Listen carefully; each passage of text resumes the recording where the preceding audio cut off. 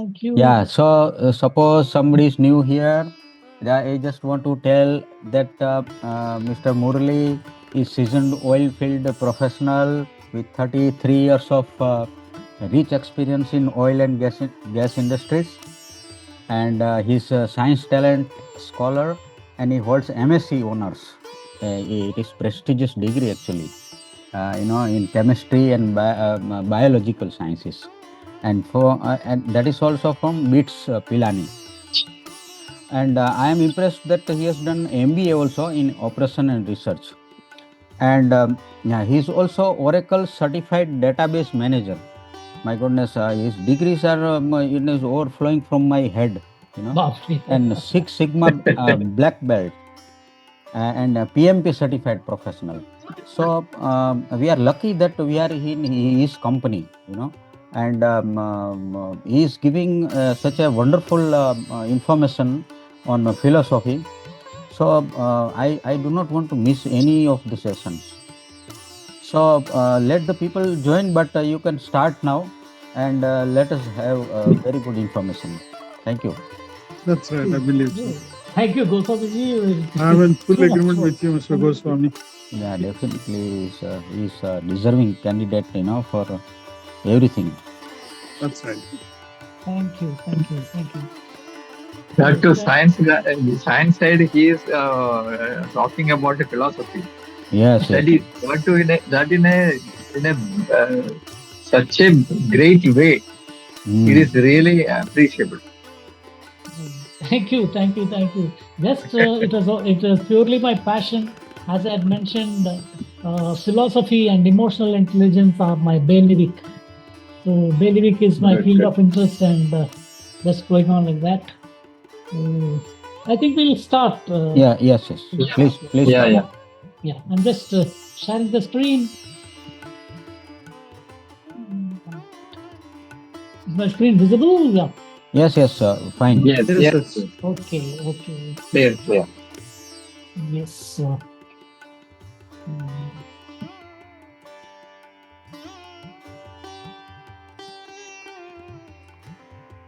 I thought my slideshow from the beginning. Yes. 1 minute, I'll remove all the screens which will block my interpretations. Yes. So, very good evening. This is the 4th session in this philosophical series, and I wholeheartedly thank you all for showing your keenness, your interest, and your meticulous patience, I should say, for listening to what all I have been saying and taking home something useful. Thank you for that. And here we go. Just as a recap, philosophy and emotional intelligence, you see, have been my field of interest. I love these aspects so very dearly, and it is sort of in my blood. So I keep on talking about this very frequently, and in everyday activity, I do have this sort of a keenness and go about it in daily routine. I have been scribbling daily what is known as the art of waking up to happiness. Main thing is the mundane activities in our daily life, like saying a courtesy thank you to the milkman who brings the milk, or any this thing, being kind to the neighbors and all those things. These are all basic aspects which make us live and give a meaning to our life. So this is what I've been talking about. In the previous lectures, I gave an overview about the Vedic literature. I talked about the Vedas, the Brahmanas, the Aranyakas. I even told about the Samaveda, in which is the beautiful, responsible factor for various art, dance, and the very beautiful essence of our life. The Vedic tradition, we talked in detail that it is in Sanskrit with a lot of hymns, and it's over 1500 BC. And it is not a single text, but a vast corpus developed by various sort of sages over time. And we also talked about philosophy. Philosophy is not only abstract, it shapes our choices, it influences our values, it helps us make sense of suffering, success, and identity. In short, philosophy is nothing but a special branch of study, just like science. Just as in pure sciences, we have different branches like biology, zoology, botany, and all those things. In physiology, also, we have 5 branches which we had discussed last time in detail: the metaphysics, the epistemology, the ethics, the logic, and political philosophy. So, this is just in the background for you to be aware of what is happening. And today we shall discuss how philosophy begins with curiosity. See, curiosity is one thing which we all start. Someone says curiosity begins with wonder. Now, in today's discussion, let us start for a simple thing like what is the difference between an invention and a discovery. We all know that basic definitions, of course, and I'll present you a small video to give an idea of what is the difference between physical sort of invention and discovery. And before going ahead, I'd like to ask you one simple question. We all have been using the number 0. Is number 0 an invention or a discovery? I just pause for your reply. Is the number 0 uh, invention or a discovery? And then I'll go to the slide. I'll go to a small video for this. How many of you say it is invention and how many of you say it is discovery? Of 6 of us out here. It's discovery.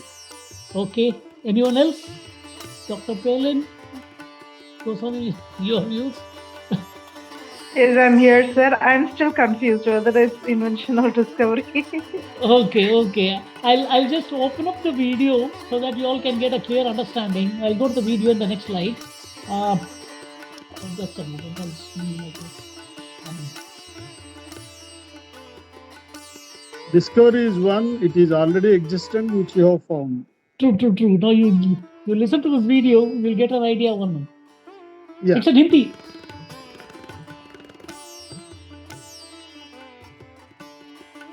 See, I suppose there is no sound. So you can select that sound. You can make a One minute. Somebody's talking, yeah? Yeah, Goswami ji. Yeah. So the sound is not there. Oh my God. Now I think it should start now. One minute. Voice of video. See, while sharing, you the are right. I screen, think you have I'll to select. I'll have to log out and come back with Yeah, sharing yes. again. Yeah, I'll have to stop sharing and come back. I'm sorry for that. Yeah, just skipped out.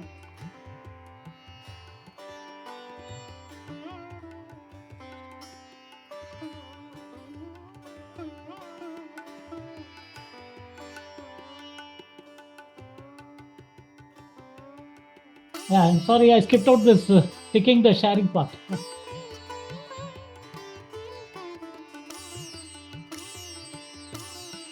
Yeah, this is in Hindi. Just bear with me. Yeah. Sir zero invent हुआ था या discover? ये philosophy के सबसे गहरे सवालों में से एक है। चलो पहले तुमसे एक सवाल पूछता हूँ। अगर तुम्हारे पास 3 एप्पल्स हों और तुम तीनों खा लो तो कितने बचेंगे? कोई भी नहीं, ऑब्वियसली। बिल्कुल। ये जो कुछ भी ना होना है, ये रियलिटी हमेशा से नेचर में मौजूद थी, इसलिए इसे हम डिस्कवर कहते हैं। लेकिन इस कुछ भी ना होने को ब्लैक बोर्ड पर कैसे लिखोगे? इसे ऐड, सब्ट्रैक्ट या कैलकुलेशंस में कैसे यूज करोगे? और इसी की मदद से सितारों तक का फासला कैसे निकालोगे? शायद उसके लिए कोई सिंबल और रूल्स चाहिए होंगे। एग्जैक्टली, और यहीं इंसानी जहन का कमाल शुरू होता है। पुरानी सिविलाइजेशंस जैसे बैबिलोनियंस और मायंस खाली जगह को सिर्फ प्लेस होल्डर के तौर पर यूज करती थी, लेकिन इंडियन मैथमेटिशियंस, खास तौर पर ब्रह्मा गुप्ता ने पहली बार जीरो को एक मुकम्मल नंबर की हैसियत दी। कुछ नहीं को रिप्रेजेंट नहीं किया, बल्कि अपने मैथमेटिकल रूल्स भी डिफाइन किए। इसलिए नथिंग की रियलिटी डिस्कवर हुई थी, लेकिन जीरो एक मैथमेटिकल टूल के तौर पर इन्वेंट हुआ था। इसे इस तरह समझो, ग्रेविटी डिस्कवर हुई थी क्योंकि वो इंसानों से पहले भी मौजूद थी, लेकिन जीरो इन्वेंट हुआ था क्योंकि वो मैथमेटिक्स की वो जबान है जो इंसानों ने रियलिटी को समझने के लिए क्रिएट की है। Okay, I pause here.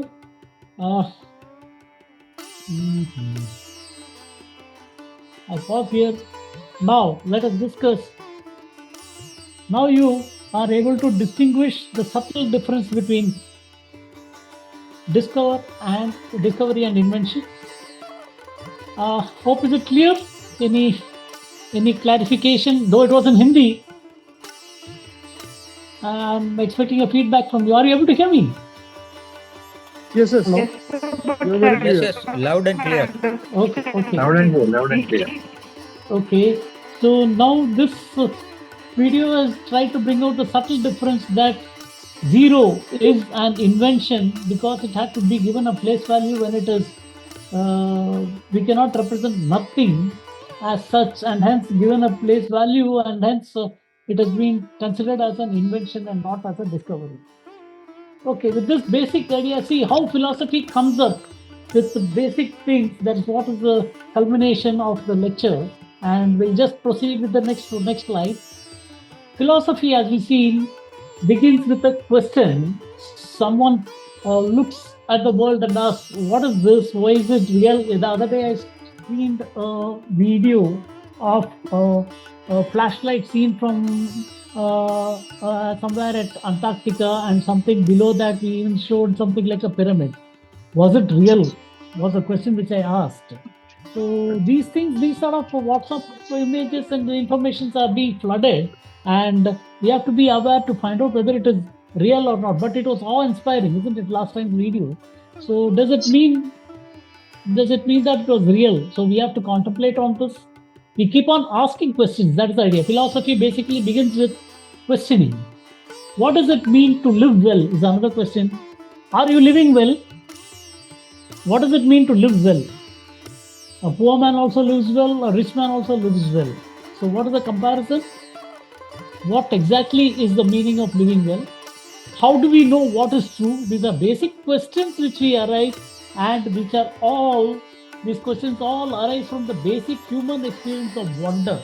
Isn't it surprising to see that a person in the footpath is also happy, while a person in the multi-story building is also happy? Is money the main reason for this happiness, or something else? So who am I beneath the roles, the possessions and responsibilities? What is my role? Who has asked me to do? See, after all, there is a saying, alone we came to this dusty earth and alone shall we go. But beneath this, in between, we have certain roles.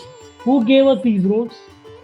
Is it our parents, or hereditary, or this thing? Some are farmers, some are technologists, some are different types of works. Is it from the family background, or is it hereditary? All these things vary, various factors. But if we go deep into the details, we'll try to get some meaning of what is the reason for all of this. These questions arise, as I said, basically from wonder. So everything is awe-inspiring, and the basis of basic questioning. See, I have a wonderful book. This is called The Undercurrents of Consciousness. It basically connects the three concepts: mind, the intellect, and the consciousness. So this is a book on the silent symphony of the self, how we go beyond and try to understand our own self. Frankly, tell me, how many of you have questioned your own existence? Why am I living like this? And this self-thought actually takes you to a deeper level of thinking. The emotional currents, the power of thought patterns, the navigation and transformation of the undercurrents which occurs in our daily life. All these have been brought out in this book. It's not that I'm trying to see. This book is one of my best books out here, because I have poured my heart out in this. One more book which I have is Realms of Astral Planes.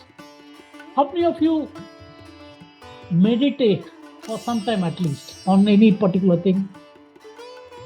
I suppose all of us, to some extent at least. And how many of you have heard the word of levitation? Levitation. Have you heard of levitation? Levitation Yes, is... yes. Yeah, please.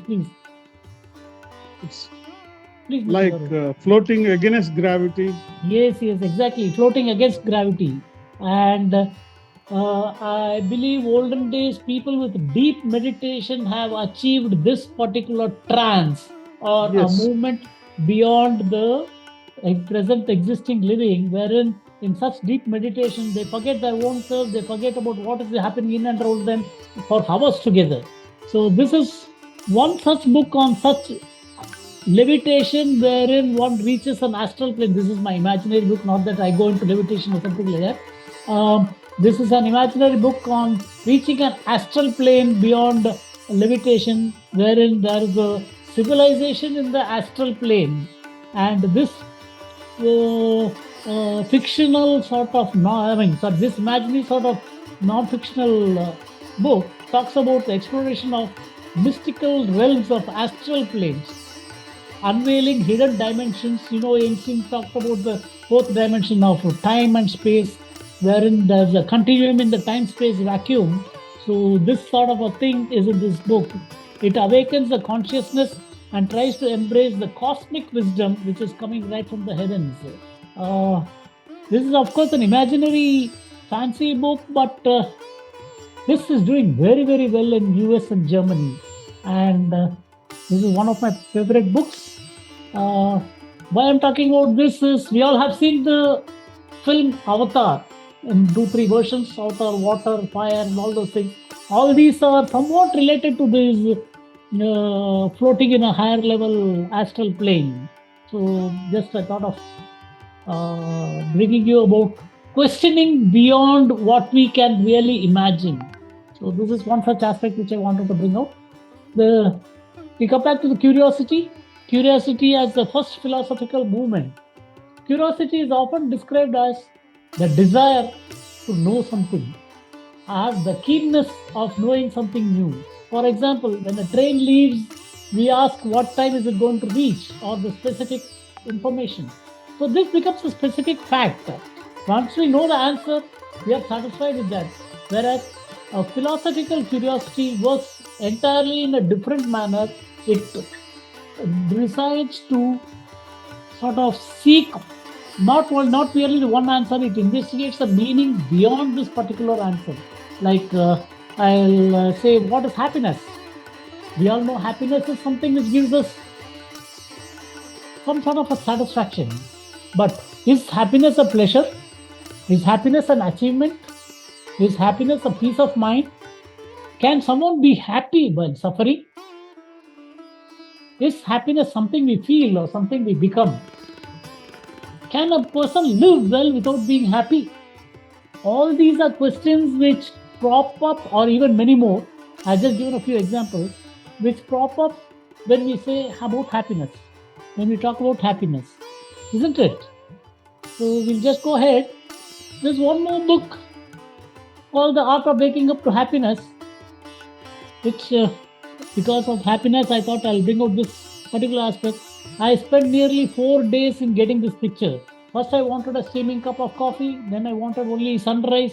And then with great difficulty, I tried to put in the sunrise in the steaming cup of coffee in this book, and which has caught many an eye and is one of the good sellers.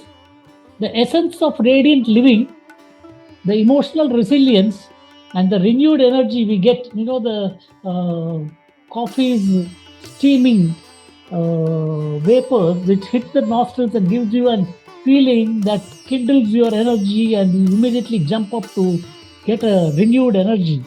And this literally changes into a transformative power. And these are part of my daily snippets which I brought out in this book. A philosophical question opens up space for reflection. Do you contemplate on what you are here for?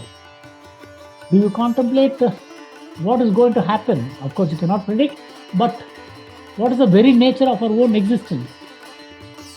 This space for reflection, the philosophical question, it encourages us not to accept the very first answer.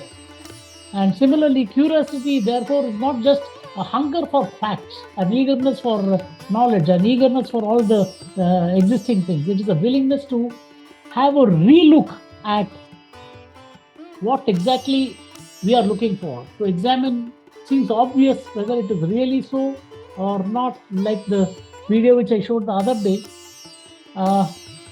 In a nutshell, we experience wonder. The ancient philosopher Plato suggested that wonder is the first thing of philosophy. We keep on walking and suddenly we see something so beautiful, we stand, we pause. A beautiful poem by Wordsworth, The Solitude, The Solitary Reaper. Behold her single in a field, yon solitary highland lass, weeping here, alone she cuts and binds the grain and things like goes on. So that is only a wonder which he saw in that lady, solitary reaper, and he has brought out this poem. This idea remains powerful because wonder interrupts our ordinary habits. You see it with an awe, the sunrise, the beautiful sunset, or anything, the stars, the meteor shooting out. All these are wonders which are awe-inspiring and force us to deviate from what we are doing in the current physical presence. We live in our routine habits, but sometimes we see a beautiful, I was just explaining this beautiful sunset. We witness a remarkable act of kindness. We experience grief, we fall in love, we recognize how quickly time passes. And all these things I'll just mention. In such moments, the familiar world becomes mysterious again. Because we get lost from what we have been doing and we start wondering nature. In ancient philosophers, ancient people, especially the Western philosophy, with their emergence in the 6th century, the Greek thinkers were all trying to explain the details of myths. See, we talked about the Panchabhutas, the air, the fire, the water, Agni, the land, and the sky. All these things were real wonders because they could not find answers. So they started considering them as gods. So these were the myths involving gods, and the spirits and the sacred stories. And these myths had continued to have a meaning, an identity, and sort of a moral guidance. So people started praying towards the sun god, the rain, and so on. So Greek thinkers started contemplating on this particular aspect. Thinkers began searching for explanation based on observation, reason, and argument. Instead of asking which god caused a natural event, like which god is responsible for rain or thunder or anything, they went on asking underlying the principles which might be explainable to us. For example, Thales, a European philosopher of the 6th century, traditionally remembered for proposing that water was the fundamental reality. Water, he even went on to state that water is the be-all and end-all of life. Whether or not his theory was correct, his approach represented a significant shift from the original thinking of only the gods and nature's myths. We have several other philosophers, all European mainly. Anaximander spoke of the indefinite origin underlying all things. Everything has a different origin, he said. Heraclitus emphasized change and transformation, which are responsible for these aspects for this. For example, this is similar to our Darwin's theory of migration from early this thing to the origin of man, which is a beautiful thing brought out in the transformation. Parmenides argued that true reality must be unchanging. He believed that if it is true, it cannot change. For example, the sun, the moon, it is true, it cannot change like that. So that is the belief. The Democritus imagined that everything was made of tiny, indivisible particles. This seems to be catching up the modern scientists, wherein through the LHC, liquid hydrogen collaborator, they have tried to split the atom and find out all the particles to the minutest extent of splitting the atom. These thinkers disagreed strongly, but the disagreements were productive because they shared a commitment to asking questions. Whether they got the answers or not, those days were immaterial, but they started probing the questions of finding the root cause of reality. It is important, that is, philosophy does not begin where everyone agrees. It begins when people are willing to investigate, people are willing to question inherited explanations, and people are willing to defend their ideas through proper reasoning and logic. So once this is coming up, the way of scientific thinking has started with the philosophical background. This is one more book of mine, Awakening the Spirit Within. This is an abstract book, but with experience, I've written this, wherein we try to awaken our own inner self and raise ourselves to a sort of a maturity level wherein we are slightly above par compared to the normal man. We discover inner peace, we discover emotional grace, and we try to gain clarity of thought. So, whatever we do, we are doing with clarity, and we thus enjoy the rhythm of life for which we are bound to. Still, there are many unanswered questions in it, but this is one of my books which is doing well. Next is Curiosity and the Socratic Equation. Socrates was a pioneer in philosophy. No philosopher represents intellectual curiosity more clearly than Socrates. Socrates, he did not write any books. He went on going to all the streets of Athens, the great Athenian philosopher.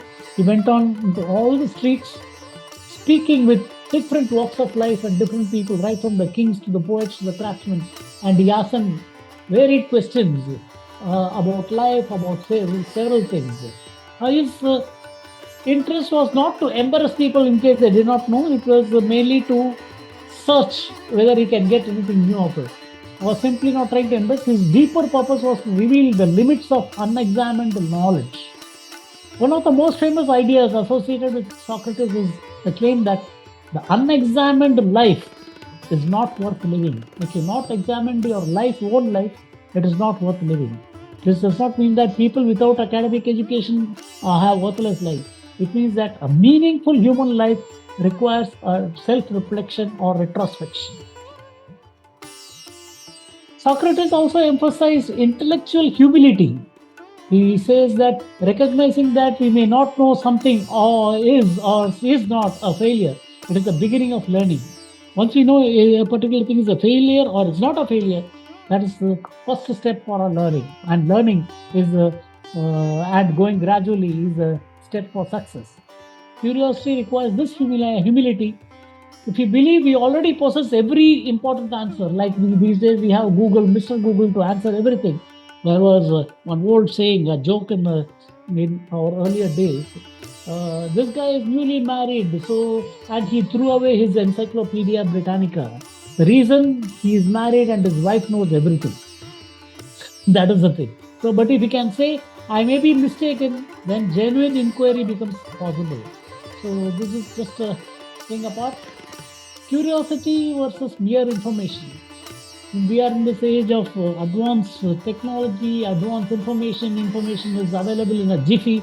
A question that once required hours in the library, during my research days at Pilani, I had to travel from Pilani to Delhi about 230 kilometers to go to the Instock library. In Instock, there is a central library in Delhi which had all tapes of microfilmed scientific research papers, and we have to pay and get approval for getting a copy of particular research papers. Now these days everything is available in a jiffy sitting at home. So these are the things which technology has transferred and brought us to a stage. For example, technology can tell us how to produce something more efficiently, but can it tell whether it is whether the product which is produced is morally good? Example is one of the movies, I don't remember the name, we call it, say, Robo 1 and Robo 2, or Environ 1 in Tamil, which came. There's a technological advance, a robot self-made, man-made and things, and it started distracting humanity. But we have to see the pros and cons, whether it is have more morally good value. So science can explain how life develops biologically, but it does not settle every question about what is the meaning of life. It cannot say, science cannot say as such. Economics, similarly, can measure costs and benefits, but it alone cannot determine what justice requires. Philosophy begins when we move beyond what is the case and ask, what does it mean? or what ought to be the case. So that is the thing where primarily the philosophical questioning comes into play. The different directions of philosophical curiosity. Curiosity can lead to philosophy in many directions. For example, see, yesterday we talked about the 5 branches of philosophy, like metaphysics, epistemology, ethics, logic, and philosophical thinking, political philosophy. There can be an overlap of questions in all these branches, but every question focuses on a different kind, and to seek particular answers and to go deeper and ask further questions on it. Yesterday, when I was speaking and talking this, you could have identified similar questions occurring in all these explanations. So these 5 branches of philosophy are having the same thing which applies out here. One new thing which I wanted to talk about is aesthetics. Aesthetics explores art and beauty. We all have seen the beautiful painting of Mona Lisa, isn't it? What is the beauty of Mona Lisa? Only thing is that a beautiful lady without an eyebrow, if you have noticed it. Is this beauty subjective or objective? What makes something a work of art? If you analyze the beauty of Mona Lisa, it is a rectangle. And if you draw squares within the rectangle, say particular small squares within the rectangle of equal proportions, you'll find that the centers of the squares will form a helical structure ending at a dot, which is similar to the helical structure of the cosmos or the Brahman. This is akin to the Fibonacci sequence in mathematics, which is like 1, 1, 2, 1, 1, 2, 1, 1, 2, 3, 2, 1, and so on. So it is a beautiful sort of mathematical base. And imagine drawing these without having the knowledge of this mathematical aspect and being so scientifically done. It is really an art. It is really a clear, beautiful object. So, is this art morally harmful? Can art be morally harmful? This is another question. Just like a robot and this robot which we have talked about. And why do stories of music affect us so deeply? So there is one. In fact, I don't know. I remember talking about when I was talking about Samaveda. I talked about music as a therapy, especially for coma patients, wherein in ancient days or even in today, some doctors, I believe, are singing certain hymns in Samaveda, which soothes the effect of coma patient and has even brought coma patient back to life. That is a historical fact out here. So why do stories of music and affect us so deeply? It has a significance. Surveti Gana Rasam Phadi. Yeah, sure, true. And how is this happening? Is this a real resonating beat, or is it something what is happening? All these are questions to be probed deeply, but we have no clue as to what is this. Can't we generate that particular frequency? How many of you heard about the frequency of 432 hertz coming from the sun?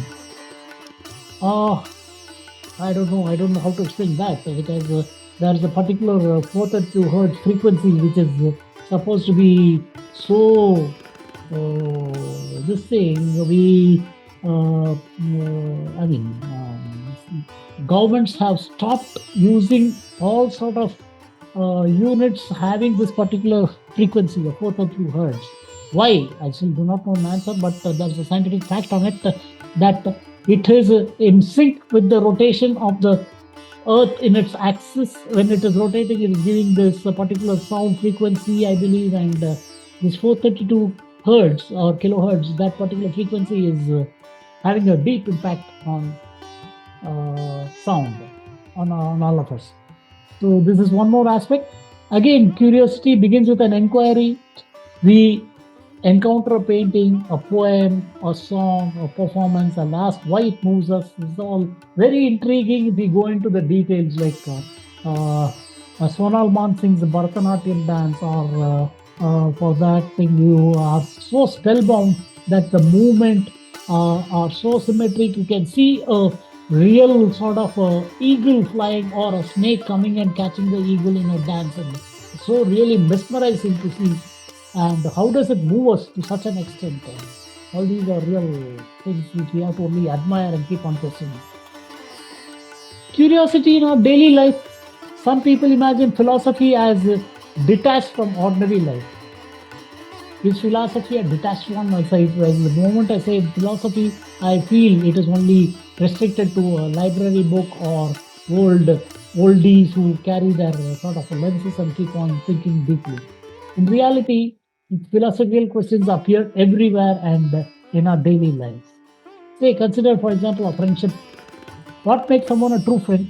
We all know that. Friendship is friendship based on usefulness, pleasure, admiration, loyalty, mutual growth. These are all internal things which we ask for our own personal rapport within the friend. So these sort of questions which come up have a deep inner meaning. Now consider identity. Why there is this change from what we were 10 years ago and what am I today? If our memories change, our body changes and our beliefs change. But what remains? So consider technology. See earlier we were believing on sending letters by post, which used to take days. Then there was a telephone which came in through STDs and a long distance call. We have to wait for hours to get a connection. And today we are getting everything done in a jiffy. We can compose music through instruments. We can solve problems. We can this thing. So these are all aspects which have distinguished from human intelligence. Does intelligence require consciousness? This is the other question. Does creativity require emotion? There are few things which keep on intriguing us. You see so many beautiful ragas, so many beautiful entertainers of different performers. We have seen the Indian idols performing. All those things are so really fantastic and moving that they are really an eye-opener as to how a particular age group kid is able to do and why other kids are not able to do. And these are things which intrigue and is a real wonder. Curiosity and doubt. Curiosity often begins with a doubt. We doubt that a belief is complete, then that an explanation is sufficient, or that a custom is fair. A particular custom which we follow, is it fair? We keep on doubting. So curiosity and doubt go hand in hand together. Doubt can be uncomfortable. It can make us feel uncertain or vulnerable.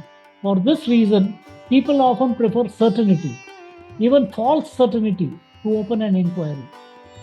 See, the false certainty again, it depends on how you distinguish between what is what.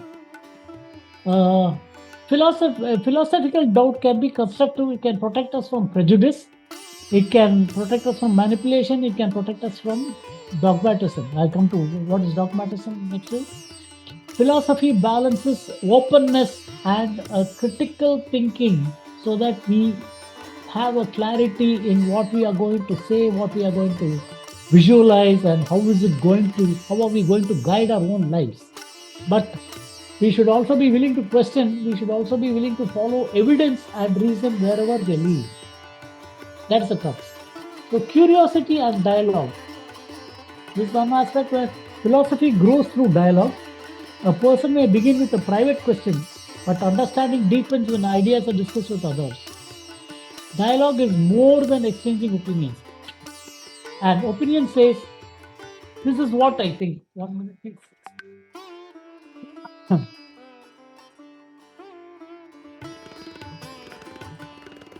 An opinion says, this is what I think. And the philosophical dialogue says, what do you think this? What follows from it? Would your reasoning apply to another situation or another identical situation? This is how curiosity with a dialogue can open up different vistas. Socrates, coming back to him, believed that conversation could function like intellectual exercise. Coming to Hindu mythology, Adi Shankara was an excellent exponent of Advaita philosophy, wherein he says Tarka Shastra, or questioning and keeping on questioning, is a function of the intellectual exercise. Just as physical exercise strengthens the body, a careful dialogue strengthens the mind. This does not mean that every argument produces wisdom. See, some conversations become competitive, defensive, or hostile, like as you see in many court cases and all those things. Philosophical dialogue is different because its purpose is not simply to win, its purpose is to seek a particular understanding, a clear understanding. Now, dangers of losing curiosity.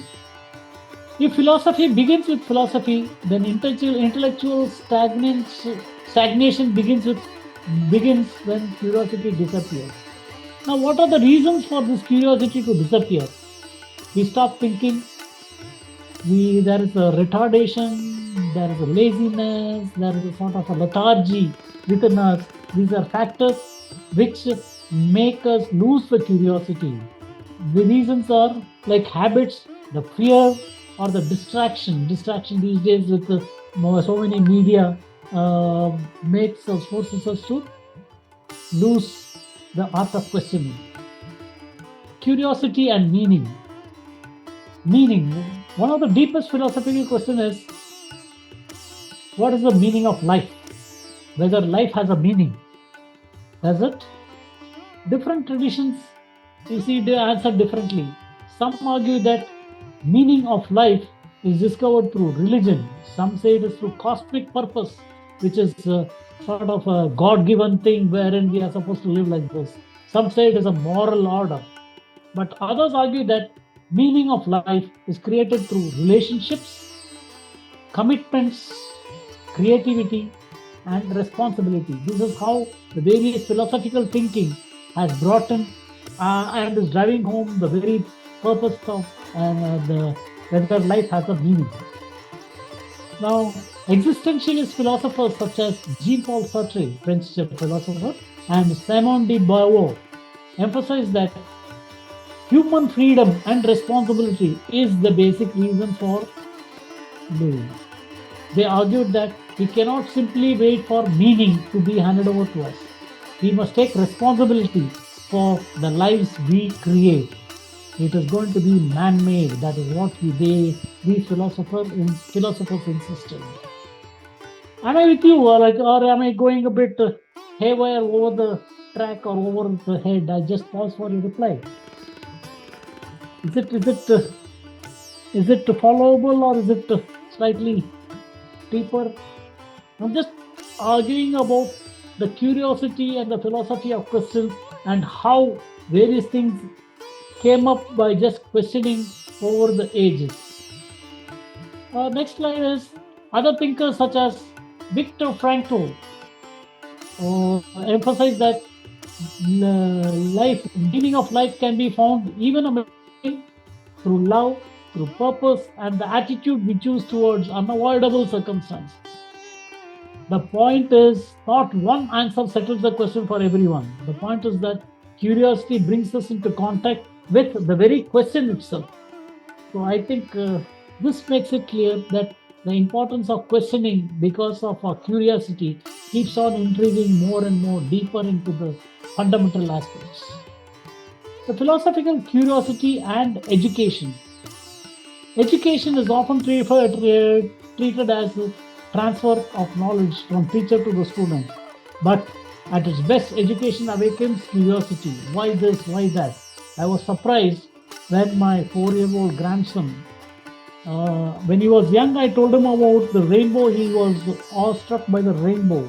At about 4 years, he knew the sequence of the rainbow, that it is Vibgyor, violet, indigo, blue, green, yellow, orange, and red. He says it is from diffraction. Why is the color not changing? Why is the color of the rainbow or the sequence not changing? This was his curiosity, mind you. We know the answers today. But at his age, he was trying to keep on questioning why we are not getting different colors, like in a different sequence. Why not instead of violet, a red or a blue or something like that? So these are the things which awaken the questioning in him and brings him a curiosity to understand it in detail. A good teacher does not merely provide answers. A good teacher helps students form better questions. In the olden days, we had Gurukuls, the Guru Sishya Parampara, wherein the Guru and Sishya sit under a banyan tree, usually, or in the banks of the river, and preach and carry on verbal information from what they know and is transferred on hereditarily. So now, I just give you a brief of the lineage of Gurukul. There are different types of gurus. Who are they? What are they? I think, I presume it is there in all the religions as such. I may be mistaken if it is not so, but I presume it is there in almost all the religions. It is like Guru, the spiritual leader or guider. Then there is a Subguru. There is a true or realized spiritual leader. Then there is a Parama Guru, a teacher of one's Guru or a senior lineage teacher. Then there is an Acharya, a teacher who explains and embodies the tradition. Then there is a Upadhyaya, the instructor or scriptural tutor. Then there is a Pravakta, a religious speaker or expositor. Then there is a Katha Vachaka, a narrator of sacred stories. Then there is a Bhashyakara, author of teachers of authoritative commentary. Then there is a Jagat Guru, the teacher of the world. There is a Kulacharya, the teacher of the family or the clan. There is a Dharma Guru, the teacher of Dharma or righteousness. Then there is a Rajaguru, the spiritual advisor to the rural or royal house. This lineage in different religions also, I think, is practically there, but may not be in these diverse forms, but it is existing in some form or the other. The difference between curiosity and dogmatism. Dogmatism is the belief that I already know everything, so no further questions, shut it. I know this, I don't want to go further. The belief that I already possess the final answer, there's no need to examine it. Whereas philosophical curiosity opposes this attitude. A confident person may say, for example, here are my reasons, and I'm willing to hear a serious objection. A dogmatic person may say, nothing could possibly change my mind. Even if you say anything, I'm not going to change my attitude. So it is going to be a sort of a tussle in the attitude, the lineage of thinking, and the hereditary aspect may be a habit, or the adamancy in one's knowledge of not being open. So this is the difference between the curiosity and the philosophical aspect, how it brings in the openness. Curiosity and wisdom. Yesterday we talked quite a lot about wisdom when I talked about the very definition of philosophy, philos and logos, and Sophia means wisdom. So philosophy and wisdom, how they are interrelated, curiosity and wisdom, how they are interrelated. It is possible to be curious about countless things without becoming wise. We might collect unusual facts, pursue endless novelty, or ask questions only to appear intelligent. Philosophical curiosity becomes wisdom when it changes how we understand and live. The very aspect of our own living, how we have changed, how we have understood these questions, and how we change our living accordingly. Wisdom involves judgment. It asks not only what can I know, but also what should I do with what I know. So this is the next fundamental aspect. Knowing is not sufficient. What do I do with the knowledge which I have? That is the crux. Philosophical curiosity asks us to examine reality, asks us to examine the knowledge, asks us to examine the morality, asks us to examine the society, the beauty, the identity, and the very meaning. It teaches humility because we recognize how much we do not know. It recognizes courage. It teaches courage. It teaches courage because some questions unsettle our deepest assumptions. It teaches freedom because reflection helps us choose our beliefs and values more consciously. I have a latest book called The Metacognition. This book helps to see and how we are able to break free. What is metacognition? Metacognition is the way how we think, the process of thinking. What makes us think what we are is the basic concept of metacognition. How do I think what I'm thinking? So if we break free from overthinking, we break free from the mental traps, we master our mind, and we transform our real life. This is the crux of this book, Metacognition, and soon coming out with the part 2 of this, which is in greater detail. As is continuing with my love for philosophy and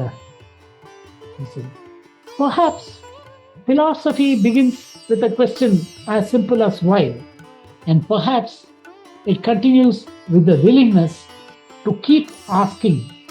Remember the 7 W's I talked about: who, what, when, where, why, what, for, and for whom, and which, and all these things. These are the aspects which once we keep on asking and probing, we get the final details and the intricacies. I think with this, I'll finish today's session, and house is open for questions. Before that, tomorrow's session, if you are still willing to continue, I'm planning to take about truth and knowledge, reason, logic, and things like that. Common logical fallacies, reduction versus induction. See, all these are basically we think we know, but how deeply we know is a question we have to ask ourselves. So with this, I thank you. I'm just stopping sharing so that I can see all of you and listen to more questions and free for discussion. Good evening. Thank you for nice discussion. Yeah, good. Thank you. Good evening, Prasanna ji. Good evening. Namaste, sir. Not every question, not every answer fit for all questions. That is something. And philosophy is something which we continues to evolve. I mean, keep on questioning ourselves and to find out something. Evolve. Thank you so much, sir. Sorry I couldn't join from the beginning. No issues. It was earlier was only a beautiful brief. Anyway, I'll be sending the. We'll be sending recording in the WhatsApp group. Yeah. No issues. Thank you. Thank you so much, sir. Yeah, thank you for enlightening us. Yeah, Murthy Garu, Dr. Pirlin, your views. Thank you so much, Murali. And it's very nice today's session. Was it overhead or something, or was it too much, or was I fast? I mean, I just tried to bring in only about philosophy. No, it's good. Okay. Under the head of philosophy, we are being exposed to several facets of life. Yeah. And it's really interesting. And, thank you. Thank you. It's very good. Yeah.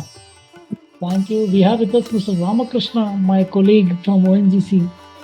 Thank you, sir. Thank you. If he's there. Thank you. Jayasurian, doctor. Yes. You have very, very nicely described, and of course, the philosophy means the questioning comes, but and to understand it is not that easy. Exactly true. Sometimes we feel that it is something complicated, but you have presented it is better way. Okay, I know. The toughest one also you made it in simple to understand. I don't know. Thank you so much. That's why I even paused to see that it is not going overhead or something like that. Yeah. But no, nothing like. Yeah. It's a bit out of context. You made reference of Socrates at 2 instances. Yeah. Why was he made to drink hemlock? Okay. Thank you. Just to make it a bit entertaining and bit enlightening, I brought in all those lineage of gurus. Around him failed to understand his philosophy and appreciate his philosophy, and they found guilty of him, and then it was really a pathetic part of his life duration. That's true. Nice. Okay, sir. Thank you very much. Who's this in Samsung? GSM? I don't know his name. It's me, Murali, Natarajan Babu.